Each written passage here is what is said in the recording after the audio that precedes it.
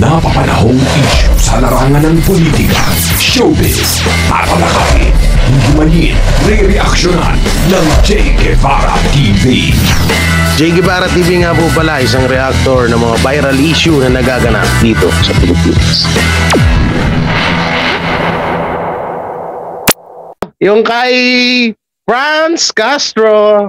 Tatawa ako dito kay Franz Castro talaga. Lahat na lang. Kung si Maring Janet masyadong insecure kay BP Sara, eto naman si Franz Castro, crush na crush talaga si Tatay Digong. Oo. Pero ibo dito hinahamon. Ay, nako po. Sige, panoodin muna natin bago ako magsalita. Magtuloy-tuloy na naman ako ng Kamara matapos hindi na naman sumipot sa pagdinig ukol sa SMNI franchise. Lusot na rin sa House Committee ang panukalang i-revoke o bawiin ang prangkisa ng network. Nasa frontline ng balita niya, si Elaine Fulgencio. Kulang sa sa Kingdom of Jesus Christ. Uisip ka, Abilino! Sa hearing sa Kamara kanina, mula nitong Disyembre, hindi na sinipot ni Pastor Kibuloy ang House Committee on Legislative Franchises na dumidinig sa umano'y mga paglabag ng Sunshine Media Network Incorporated o SMNI sa kanilang prangkisa. Ang SMNI ang broadcast media arm ng KOJC. Kaya ang Vice Chairman ng komite na si Surigao del Sur Representative Johnny Pimentel nagmosyong i-cite in contempt si Kibuloy. May nagchat-chat pa ulit-ulit Sino daw idol ko? Si Kerry or si Kyrie Irving? Ang idol ko, si Enrile. Gusto ko happy ka. Not appearing in these hearings, in this committee, just shows that he has no respect for this committee. It just shows that he acts like God, he acts with impunity. Wow, Pebrero, no respect ng Kamara si Kibuloy dahil sa tila pandidedman nito sa Kongreso. Pero si Abang Lingkod Party List Representative Joseph Stephen Paduano, hinayaan munang magpaliwanag ang General Counsel ni Kibuloy ukol sa hindi nito pagsipot sa hearing. Sagot nito Pasyo, hindi si Kibuloy na honorary chairman lang ng network ang dapat sumagot sa mga sinasabing paglabag ng Tama. Kaya nyo muna kasing hirap sa inyo, judge agad kayo Sabi nung puting buhok, sino yan? Hindi ko kasi kilala yung mga yan. Si Topacio lang kilala ko dyan, si Atty. Topacio. Hindi daw nirespeto yung ba't kayo, nirespeto nyo ba yung nirespeto nyo ba yung ni Pastor Kibuloy? Para makapagsalita din kayo na hindi nirespeto ni Pastor yung nyo, yung pagpatawag nyo sa kanya. Kayo nga, wala rin kayo respeto sa kanya at ng Suarezag Media Corporation. There are other officials of Suarezag and SMNI who are here. Bukod sa contempt, nagmosyon si Paduano na ipaaresto si Kibuloy sa House Sergeant at Arms. Inaprubahan ito ng House Committee.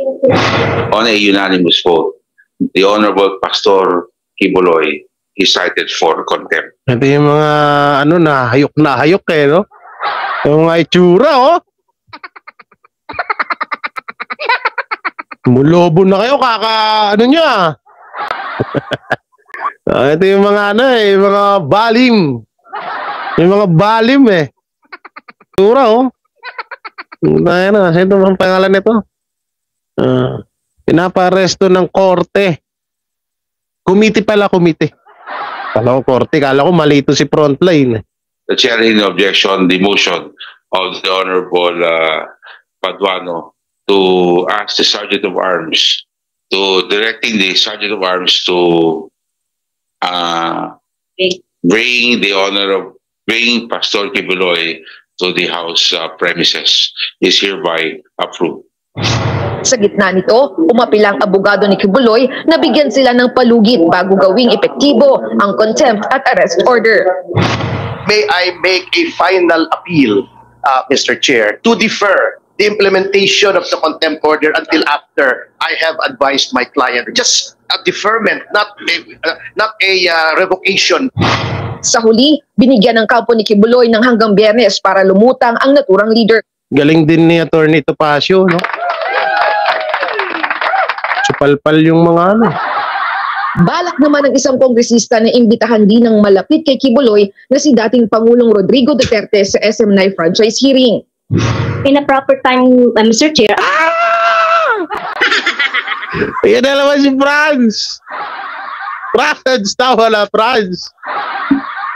Franz, alam ko crush mo si Tatay Digong. Tawa na. Ang yan. Si Tatay Digong na naman nakita mo, Franz. Visit na to. Lagi na lang. Aminin mo nga. Na kasi, lagi na lang, konting kibot. Tatay Digong agad. Tatay Digong, patikimin mo nga lang. Hotdog mo to. Matigil na to.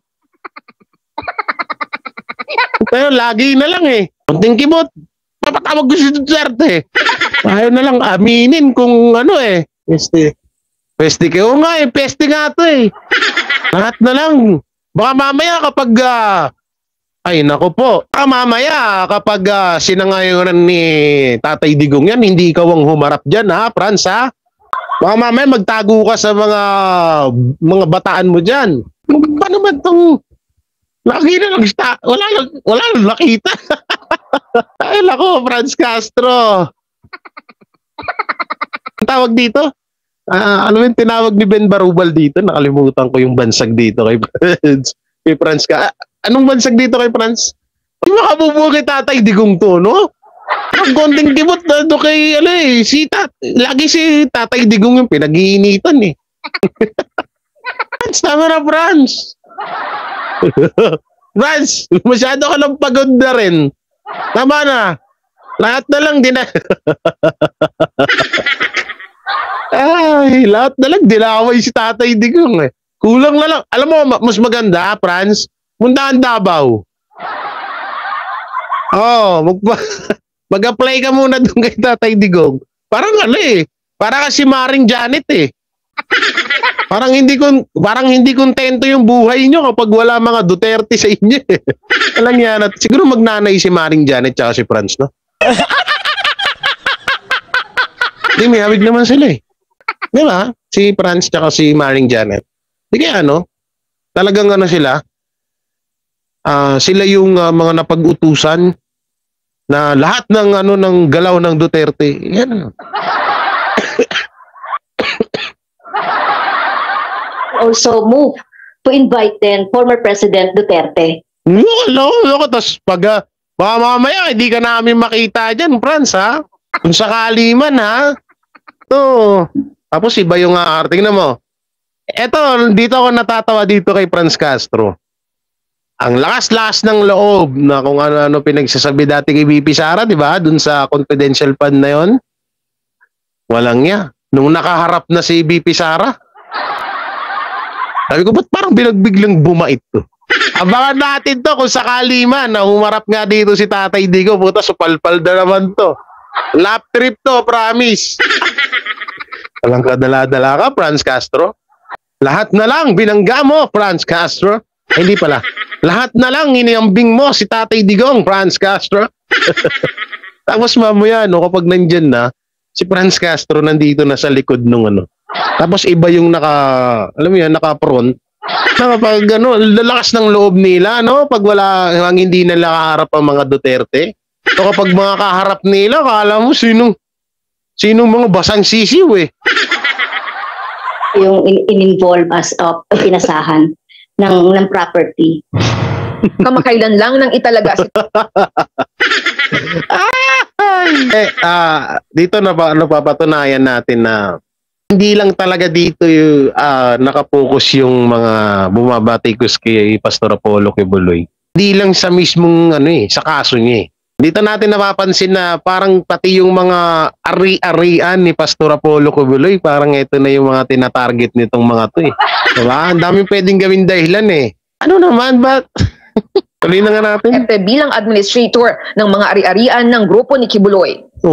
Sa parehong pagdinig, lusot sa House Committee ang House Bill number 9710 o panukalang nagsusulong na i-revoke o bawiin ang prangkisa ng SMNI. This committee, I believe, was able to establish violations of Suarasug to their franchise. Kabilang daw sa mga nilabag ng network sa kanilang prangkisa ang pagpapakalat umano ng peking impormasyon at pagbebenta o paglilipat ng network sa ibang kumpanya. Wow, peking impormasyon! Peking impormasyon, halatado na. Doon na kayo halatado. Ang una, sa dinami-daming network na nalalaman natin na may mga faking or fake news na binabalita, bakit hindi kayo uma-action ng ganyan? Saan ba yun? Nung nakaraang taon meron, di ba? Yun na nag-viral. Sa GMA, sa ano ba yun? ABS-CBN? Yung fake news? Sino nakakaalala nun? I-comment nyo nga dyan. Sino nakakaalala nun? Merong ganun eh. Sa ABS-CBN. ABS-CBN, TV5 or GMA. Hindi ko alam kung saan banda. Basta ganun. Pero napagmulta ba sila nun? Napagmulta ba sila? Manginit talaga ng dugo nila sa SMNI, no? Ang dami-daming network na may mga palyadong balita din. Diba? Pero hindi nila tinututukan. Ito hirap dito sa batas natin, sa gobyerno natin eh. Kapag mainit sila sa'yo, ikaw yung babanatan, tututukan eh. Samantalang ang dami namang gumagawa. Kasi kung sakali lang naman po natotoo yung sinasabi nila or yung paratang nila laban sa SMNI na may fake news, no? Eh alam ko naman si Tamba yung alam ko naman si Tamba yung na yun eh. Yung binalitang yan eh. Wag na magtaka. Mangangam ng ari-ari. Pastor Kibuloy, bigyan mo nga to si Franz Castro ng isang nga dyan. Grabe. Pag pinag-initan ka talaga sa wala ka talagang kawalan. Lahat talaga. Oo. Iba talaga ang nagagawa ng kapangyarihan, no? Dami-daming network na mga nababalitaan natin na gumagawa ng mga fake news na talagang lantaran. Tapos hindi nyo man lang binibigyan ng pansin. Tapos yung sa SMNI, ito alam ko may magagalit sa akin Ito kung sakali man, ma'am, kung nandyan ka man, ma'am, pasensya na po ito yung ko po eh. No, ma'am, no. Ang hirap din, no? Ang hirap banggitin, hindi natin pwedeng banggitin kasi syempre kahit papaano may naitulong din sa atin. No, kasi SMNI, kalaban ng SMNI ang MTRCB, di ba? So dating mga magkakasama kami dyan, MTRCB. No, hindi naman magkakasama, hindi ako nagtrabaho doon. Nang naging malapit na lang din sila sa akin. Dahil pinagtatanggol namin sila dati sa Showtime, di ba? Pero dito kasi, hirap. Sa dinami-daming nagpe-fake news ng mga network dyan, ba't sa SMNI na lang talaga kayo nakatutok? Ay! Nanindigan ng kampo ng SMNI. We still believe na walang violation sa prangkisa. Yung mga sinasabi nila sa Section 4 daw, yung sa fake news, sabi ko nga, yung intentional or deliberate. Mark Ant. Wala namang deliberate. Si Attorney Tolentino. Babasahin pa ito sa Committee on Rules tsaka isasalang sa plenaryo para sa ikalawang pagbasa. Nagbabalita mula sa frontline, Elaine Fulham. Mga hayok naman. Dami-daming mga network dyan na nagpi-fake news tapos pag napag-initan ka talaga dito, wala kang kawala no?